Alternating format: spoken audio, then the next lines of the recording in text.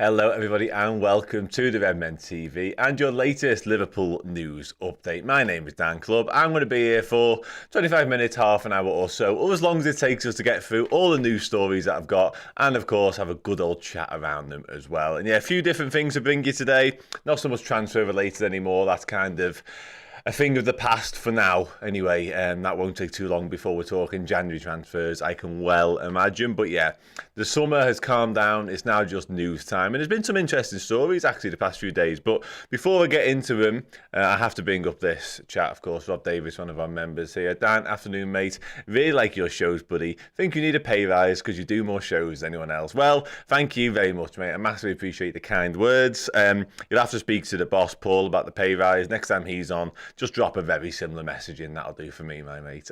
No, I do genuinely appreciate it. And it's funny, actually, because before I came on today, I was thinking, it felt like I've not been on for one of these shows for ages, but it's just because deadline day week, I was on here every other day and like 10 times on deadline day itself. So it feels like a long time, but in reality, it's probably actually not been that long. It's just I was so often sat here that when you're not here for like 2 or 3 days, it feels like a lifetime. And I enjoy them as well. I enjoy speaking to you people.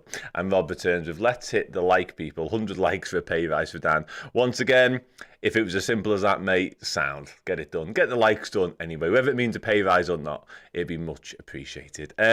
Jose Camboneros, you're obviously speaking, just scroll back up for a second. Jose Cambonero coming back as a consultant, isn't it? You're obviously speaking about Julian Ward. Want to get into that story a little bit later. A few of you already commented on that as well. Craig Flynn says, let's get Julian Ward back. Cow Delampi says, bro, if Julian returns, January transfer is going to be epic. Mohammed, how's it, guys? Yeah, all good, mate. Hope you are well as well.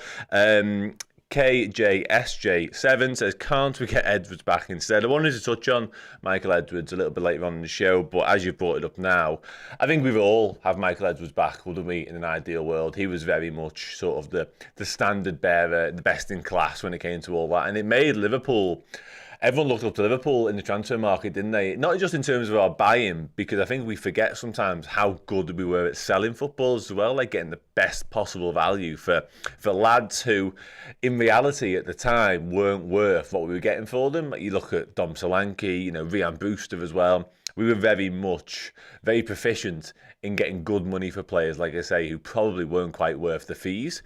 And we haven't been great at that in recent times, I think it's fair to say. We need to get back to that.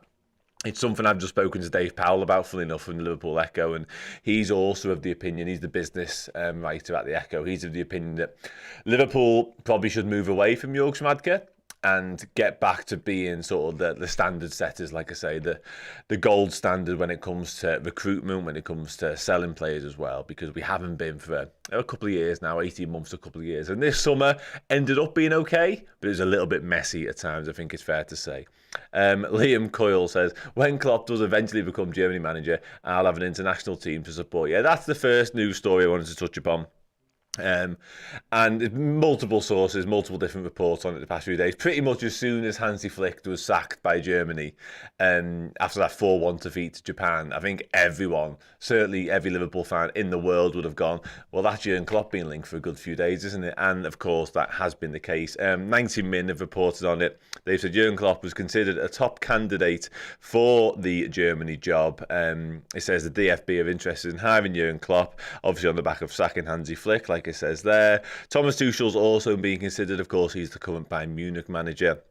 The report does go on to say that they'd even consider, I'll try and find it now, but I have already read it. Yeah, there we go. They're so enamoured with Klopp that they understand they would even consider allowing Klopp to see out the 23-24 season with Liverpool before taking the job on a full-time basis just before Euro 2024. That's nice of them, isn't it? They're basically saying you can have him, the manager that you've appointed and is currently your football manager and is under contract at your football club, we'll let you keep him. Don't worry about that. Yeah, that's kind. I appreciate that, Germany.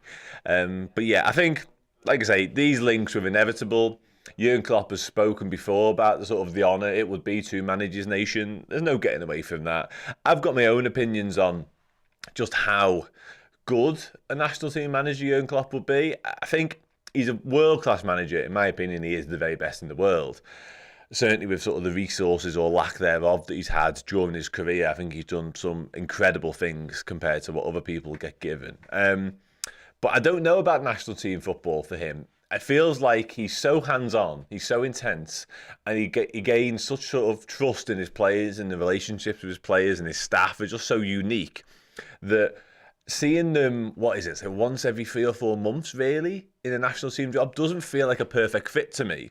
Now, over time, in a few years, that may well change because he might want a more hands-off job. He spend more time with the family, a little bit less day-to-day, of course, as a national team gig always is. So, I don't know, right now, it doesn't feel like the perfect fit. And he's obviously committed to Liverpool. He's spoken of that as well. He's not likely to walk away from Liverpool at any point, I wouldn't imagine. So, I think even if he wasn't employed by us right now and he wasn't under contract like he is, I don't know, it feels too soon for me for him to be going into a national team job whereby, like I say, he can't be as hands-on. It isn't day-to-day working. He doesn't get to see the lads and sort of be part of that family that he clearly loves so much and has brought him so much success as well. So it might be wishful thinking on my behalf, but I think, again, it feels like somewhere down the line, Jurgen Klopp will become the national team manager of Germany. I don't think there's any doubt about that.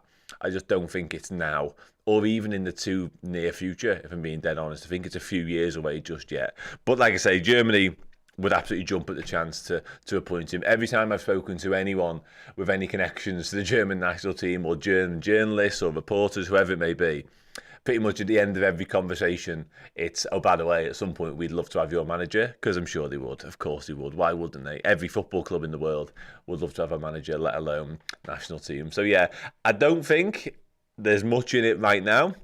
There's certainly nothing in the fact that Germany would sort of let him continue on a part-time basis as the Germany manager. I don't think that's likely. It is fascinating who they do go to, sort of away from Liverpool for a second, because I mentioned the top two candidates are probably Klopp and Tuchel, and both of them are in jobs that they are fully committed to, very sort of sought after jobs, Liverpool and Bayern Munich. Like, they don't get much bigger than that. So I do wonder where they're going to go, who they're going to be able to prize away from whatever situation they're in. I seen Felix Magath was linked earlier on. Obviously Nagelsmann's there too, and I don't know where they turn. Maybe they go outside of Germany for their next manager, but whoever it is, stay away from Jurgen Klopp, please. I'll come up with a few more comments now before I move on to our next story. Mr. J Mango says he can't say I'm too excited by this. We need a proper installed sporting director who plans to stay for the long term, not a consultant who adds his opinion. We tried Jorg and our CEO stepped in. Yeah, I think you're referring to is it Mike Gordon, who ended up stepping in, and Billy Hogan as well, stepping on some of the deals. Yeah, KSJ. So KJSJ7, I'm not going to read that comment, mate, but you're probably about right. It's about Klopp and Joachim Löw. I think, yeah. I think they've always wanted Jurgen Klopp, haven't they? Because again, why wouldn't you?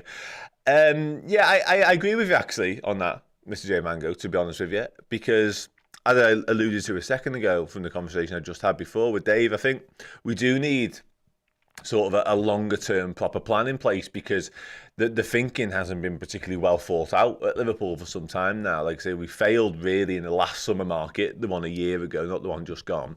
That was a bit of a cock up, quite frankly, wasn't it? It was just a mess. Obviously we didn't end up getting Tchouaméni, and there was no plan B, which has served Liverpool well in the past when it came to Van Dijk and stuff like that. But I think our midfield was so in such a crisis that we had to act. We couldn't just be Tchouaméni or bust, much like this summer when at first it looked like it could be Bellingham or bust, but it wasn't. There was a list of players that if you don't get Bellingham, you go for him and then him and then him, and we end up getting roughly the right people through the door, I think it's fair to say, in terms of midfield.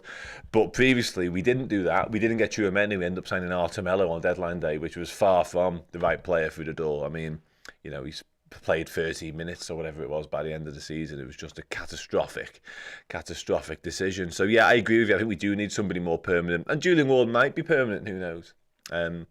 Jose Campanero says Michael Edwards has started, super chat as well, thank you very much, for $99 US. Michael Edwards has started to work in a consultancy agency and has no plans to return to a club position anytime soon. I read in an article, it's David Ornstein's article last week for The Athletic. And you're spot on. Him and another former Liverpool employee, Ian Graham, have set up that consultancy firm together. I know a friend of his who I spoke to this morning, funnily enough, in the gym.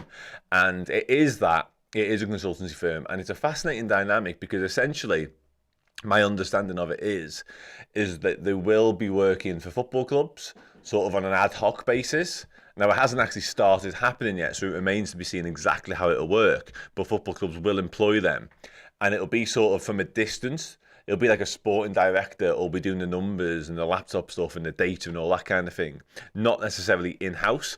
It's almost like when everyone worked from home during the pandemic and stuff like that. He'll be working from home for football clubs because his belief, Michael Edwards this is, remains that you don't necessarily need to be there on a match day, in and around match day. You do everything to sort of gear up to that match day, whether it be transfers, recruitment, or whether it be sort of the data and the analytics behind performance and all that type of stuff. That can all be done sort of in the build up to the game, and then the game is nothing to do with him then. So it's an interesting dynamic, and clearly himself and Ian Graham, whose expertise combined, by the way, is seriously high level stuff. Very clever individuals who know this area inside out. Clearly they both feel that they can provide a level of insight and sort of knowledge to football clubs, and they don't necessarily need to be employed by that football club directly. So yeah, really interesting. A bit of a change from what we know in terms of sporting directors, and maybe Liverpool will go down that route. A few of you talk about Julian Ward and saying he's come back in a consultancy type basis. Now, I will come on to that because we've kind of skirted around it a few times, and I do want you to know exactly what's been going on that front. Now, it comes from Anfield Index. I'll just scroll down a little bit. I have transcribed what's been said, so I'll just show you the article first and foremost, and I'll tell you what's been said. This comes from the transfer show from the Anfield Index with Trev Downey and Dave Davis, and they discussed loads of different things on it. But within that, they discussed the Julian Ward stuff. Now, I'll just go to my transcription on my agenda here. I don't know if it's on screen, so I can't see. But if it is, can we not have it? There we go. And he says, basically alludes to the fact that Jurgen Klopp is not scheduled to be Liverpool's technical director in the long term. But in total, he says, on that, all I've heard is there's been a discussion topic for FSG, specifically John Henry and all the key players. When John and Tom flew over for the Chelsea game, apparently there was initial discussions. I'm not going to pretend I've got an insight, but the absolute smart money is two things. Number one, Jurgen Klopp is not here in the long term. And the second big thing, and this isn't the big reveal, a few people have mentioned it, all we know is that other people from fishing around and getting info, I want to be careful how I phrase this because it could be taken in different ways. Julian Ward has been back involved for Liverpool during the end of the transfer window. From mid-August, he's been involved with Liverpool. So, there we have it. That is Julian Ward returning to the Reds literally months after he left. Now, exactly what that looks like, we're not entirely sure yet. As has kind of been said there, he's just been in and around the club, helping out, casting his eye over the deals, whatever it may be. He has apparently been back at the AXA, helping out with transfers. Now, whether that means he's going to be employed or re-employed full-time, who knows? It might have been an agreement in his initial severance or his initial contract or whatever it was that he came back and helped out. It could have been a 2-week thing. Nobody knows right now exactly what it looks like, but it's a really interesting one. I am very firmly of the belief that Jurgen Klopp, as much as I think the transfer window ended up being quite a positive one for Liverpool, just gone, how much of that was down to him, you can discuss among yourselves, but I think longer term, he can't carry on in the role. And that's not a criticism of him necessarily, because he might be perfectly fine at doing his job. But it's more a criticism of the fact that he retired in January and was signed to like an initial 1-year deal, which was going to get reviewed about now. And that doesn't feel very long term to me. That doesn't feel very joined up to me. Liverpool Football Club need to be sort of best placed to deal with every single thing that can come their way, and having somebody so short term and without the level of expertise that an Edwards and a Ward have had in the past doesn't feel like that. And it's difficult to say it played out this summer, but the Caicedo and the Lavia sagas weren't particularly well thought out, were they? They didn't go down too well in amongst the fan base either. And obviously we turned to Endo, which again feels like a fine piece of business. I've got no issues with that necessarily. But I think longer term, I just think we need somebody, like I say, somebody who's going to be around for longer. Because who's to say that Schmadtke, if we do keep Schmadtke on for the rest of his 12-month contract, who's to say that 2 months down the line he doesn't go, do you know what, I've had enough, I'm going to retire again? And then Liverpool are left chasing their tail, scrambling around for the next guy to come in and do the job. I don't know. Whether it's Ward coming back, I'm not sure. Marley Clark, one of our members, says, bring back the GOAT Ward. Yeah, listen, I think Julian Ward did a good job. It was bizarre to me that he left so soon after being appointed, because it felt like he'd been the successor, sort of the heir to the throne of Michael Edwards for so long.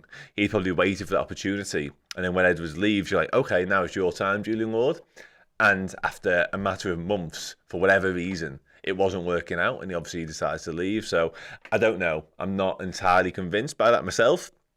But whoever it is, just feels like we need, like I say, somebody of the level required who is going to commit himself to the football club for the next 2, 3, 4 years, whatever it is, to get that strategy working again, because it hasn't worked for some time now, in my opinion. And that's in selling and buying, like I said earlier. I don't think we've sold great for some time. I don't think we've been ahead of the curve when it comes to transfers for some time either. And it's important to mention in all of this that the one that sprung to mind then was Alexis McAllister, because that was a really clever piece of business at a really good price as well.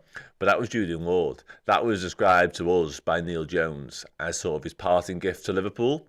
So even then, like, Schmadtke was sort of in the building by the time Alexis McAllister signs, but that was a Julian Ward transfer. So maybe he is the answer to come back. Who knows? Mohammed says Nagelsmann is apparently the favourite for the Germany job. Okay. Interesting. I really like Nagelsmann, I do.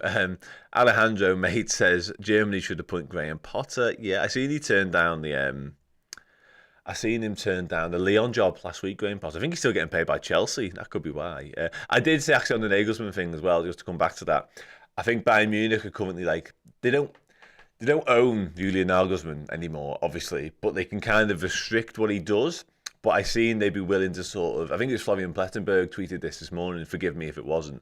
I think they kind of said that they'd be willing to sort of cut ties with Nagelsmann if it meant he could go and do the Germany job. Because I think they're still paying him, much like, most managers get paid long after. The Alan Pardew's still getting paid by Newcastle now, after that 17-year contract that they gave him. Ludicrous piece of business that was.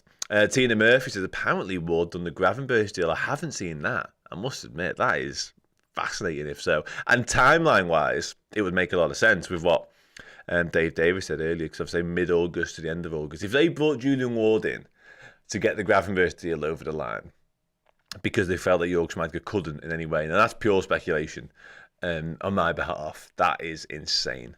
Absolutely insane. £20 super chat, which I bring up now. Just bring this. Sorry, 1 second. I have got it, Imran. I'm bringing it. There we go. Dan, can I ask, where do you do your shows when you interview journalists / footy experts? I find myself looking at a post on the wall from the 90s and trying to spot which one I had on my bedroom wall as a kid. I do that in a little office upstairs, mate. Thank you so much for the super chat, first and foremost. Massively appreciated. And yeah, upstairs in the office. Paul actually designed that. He sort of loads of different posters and loads of different programs and scrapbooks and whatever magazines from back in the day. He pulled them all apart one day last winter, I think it was, and made that boss little Zoom room. And it is a good room, isn't it? I agree. And there's some amazing people. Let me know how many you've spotted on there. I think Stig Inge Bjornaby and Leonardson appears, or even Leonardson appears like 10 times across that back wall. They seem to be quite a regular feature. Yeah, let me know who you did spot and who you did have on your wall, of course, as well. Going to scroll back up to the top in 1 second. Marley Clark, clearly not having Jurgen Schmadtke there. Rob Davis, I think you're talking about successors to Jurgen Klopp. That's not a conversation I want to have right now. You'd like the Zerbi or Ange Postecoglou. They both play good football. I think De Zerbi especially. Postecoglou had a great start to life, hasn't he, at Tottenham, but not quite enough, not a big enough sample size yet for me in the Premier League to suggest that he could succeed Jurgen Klopp. But again, I don't really want to talk about who could succeed Jurgen Klopp because I don't want that to happen. Mr. J Mango says, Jurgen literally paid 2 release clauses, took an age to find more targets, and our CEO felt the need to step in and get things done. Suspect he also involved in the Endo deal, but not the rest. Yeah, I think it's almost nailed on that he got Endo over the line. I think he's a Bundesliga player, been around the Bundesliga for a few years. I've said this a few times, so forgive me if you already heard it. But I genuinely believe that when we missed out on Caicedo and Lavia, we kind of went, wow, okay, we need a defensive midfielder who can be in Liverpool, signed, sealed, delivered in like the next 24, 48 hours. And we looked at Endo and went, well, you'll do. And that sounds quite negative, because I think he's a good player and I think he'll do a good job for us. But in terms of targets, we spent so long beating around the bush and trying to find the right one. And like Crystal Palace wanted 70 million for Czech Decore, and they needed a replacement for him as well. We couldn't afford to wait another week or two for that to maybe materialise. So I think we just thought, right, we've spent all this time now trying to get Lavia, especially, and now a few days trying to get Caicedo. We've ended up with nothing. What do?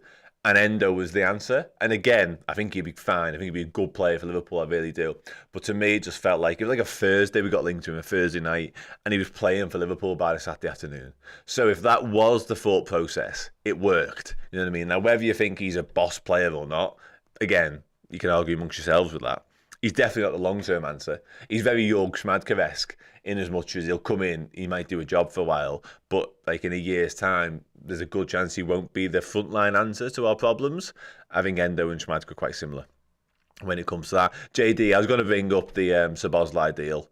I think he definitely was part of that because we got wind of that release clause somehow. And again, 2 and 2 together, Bundesliga, Schmadtke, Szoboszlai, I would suggest that he did have a part to play in that deal too. But I take the point that Mr. J Mango makes in terms of the fact that he did. I mean, I don't even think he paid 2 release clauses because, like I say, I think Julian Ward actually got the McAllister deal over the line. I think he paid 1 release clause and then went and got Endo on the cheap. And Gravenberch, who knows? I take the point people were making about Julian Ward being involved in that. And if that is the case, then that is not a glowing recommendation for Jurgen Schmadtke, is it, staying on? If you've had to get Ward back, the guy that left a few months later, to actually get another deal over the line, like, yeah, big questions have got to be asked. I'll be honest, I'm surprised that we haven't heard more on the sporting director front already. I thought almost as soon as the window closed, we'd be hearing more about Schmadtke's future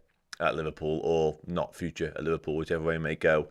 But I anticipate we'll hear more on that in the days and weeks to come, I would imagine. Yeah, we'll find out. But again, it's interesting. Marley Clark makes the point there. We might not have got Gravenberch without him. Yeah, again, another Bundesliga player. So the fact that we were told when Schmadtke arrived, there's a good chance Liverpool will be targeting the Bundesliga. And then we sign 3 Bundesliga midfielders, Endo, Szoboszlai, Gravenberch. Yeah, go figure. Wish it was a defender as well, though, I'll tell you that. Right, I'll carry on scrolling down. I'll see what we're all thinking. Oh, Simon Scarrett suggests Steve Cooper to be the next manager. I don't know. I like Steve Cooper. He's doing a very good job in Nottingham Forest, given the absolutely ludicrous turnover in players that they have. They signed 7 on deadline day alone, and Steve Cooper still managed to make it work. Like, credit to him for that. But I don't know about Liverpool manager. This guy is my choice as next Liverpool manager because timelines fit.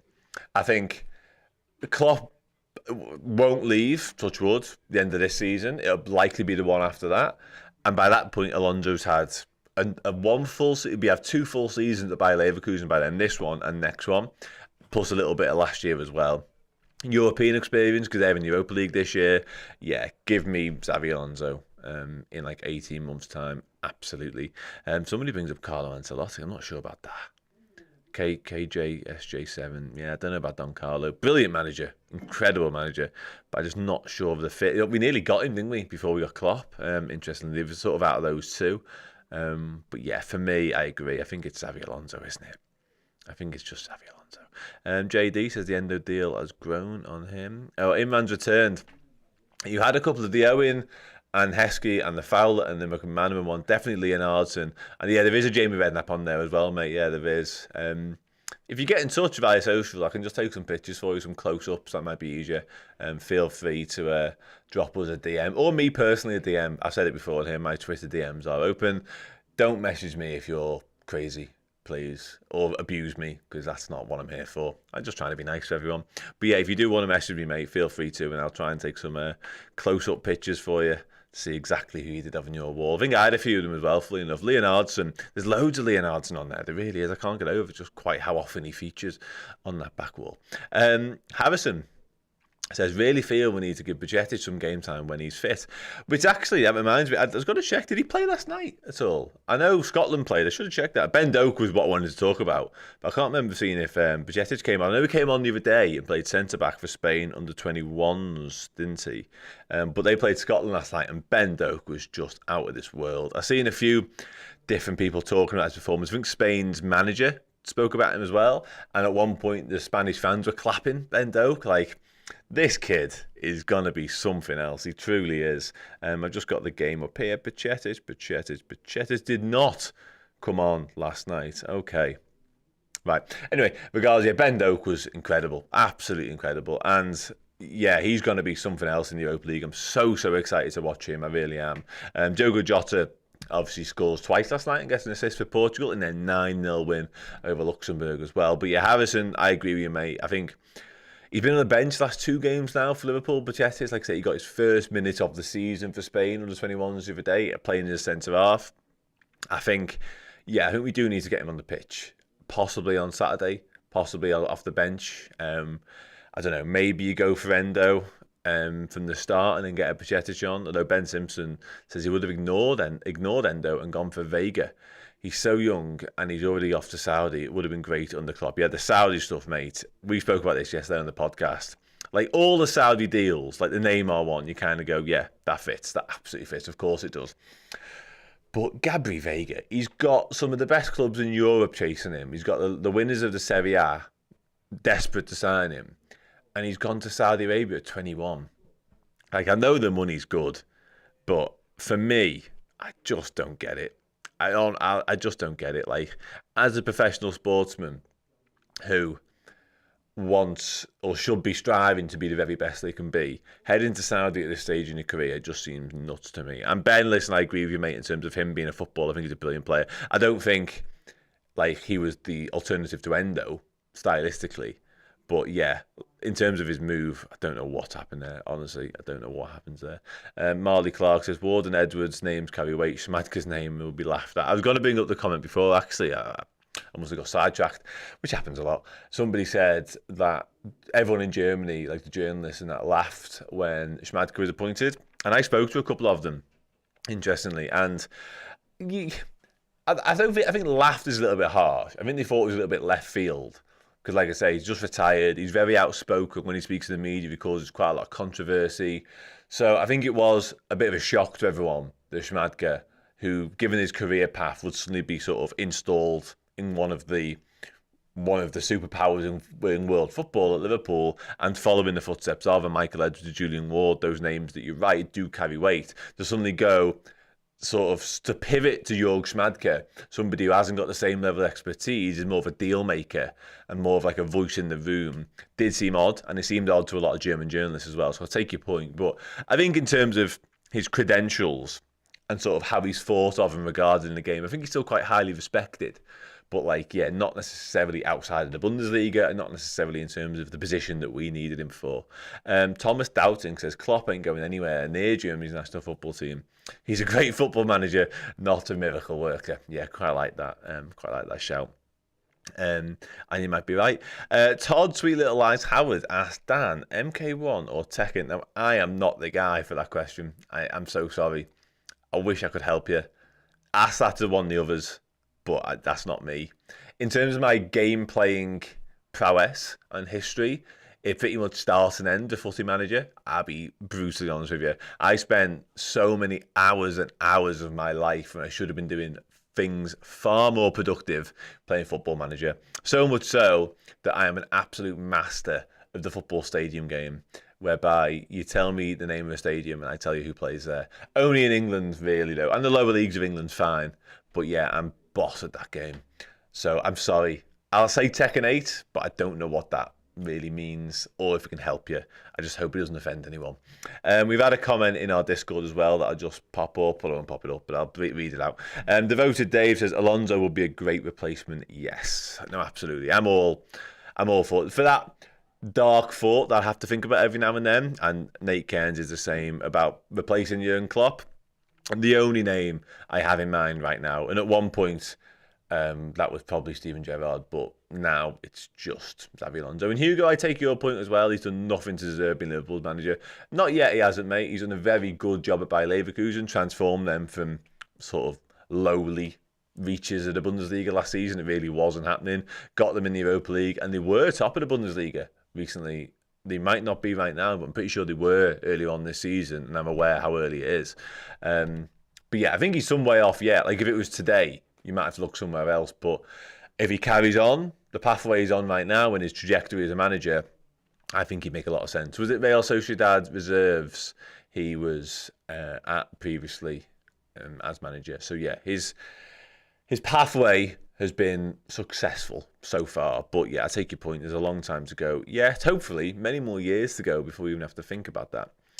Let's hope. Okay, last couple of comments now before I wrap up. JD, I absolutely agree with that, by the way, mate. I think you're dead right. I'm so excited. So excited to see him in the Europa League. I have heard that before, Mr. Clark, yeah. Cheers. Thanks, man. I'll take that. Nothing wrong with that. What was it that I probably shouldn't do? Sam Whitwell, I hope so, mate. I really hope so. That'd be my alternative.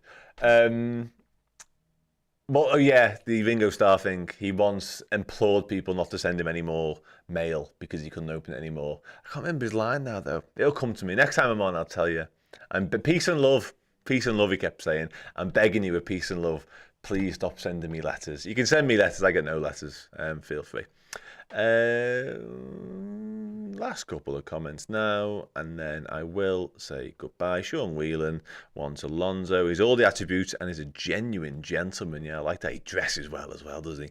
His sartorial attire on the touchline would be absolutely magnificent. Right, okay, peace and love. There you go. Henry Hale jumps in as well. Thank you so much. If I hadn't remembered it already, then I'm so glad you found it, because that would have done my head in. Yeah, peace and love, peace and love. And I'm going to sign off with that as well, because that feels like a good way of doing it. Thank you so much for sticking with me for the news. Yeah, I'll quickly recap. Germany want Jurgen Klopp. Of course they do. He's not going anywhere. They've even said that they'd allow him, this is kind of them, to stay at Liverpool till the end of the season before taking over Germany on a full-time basis. No thanks, you're all right. And Julian Ward was reportedly back at Liverpool for the last couple of weeks of the transfer window, helping oversee Liverpool's transfers. But yeah, remain to see what will happen on that one. Jörg Schmadtke, for much longer, who knows? We'll discuss it all here soon, as always. Thank you so much for tuning in, as ever. Plu, cheers, mate. Henry, thank you so much. Peace and love, everyone. I normally say take it easy at the end of these, but today, given the way we've ended, Marley Clark, thank you as well for getting involved. I really appreciate the comments, as ever. And you, KJSJ, thank you again. Much appreciated. Enjoy the rest of your Tuesday. I will see you all again soon. Peace and love. Thank you so very much for checking out the video. If you enjoyed it, drop a like. The season is now well underway. If you need extra Redmen content, be it podcast, videos, documentaries, interviews, and general shows, fill your boots on redmenplus.com today.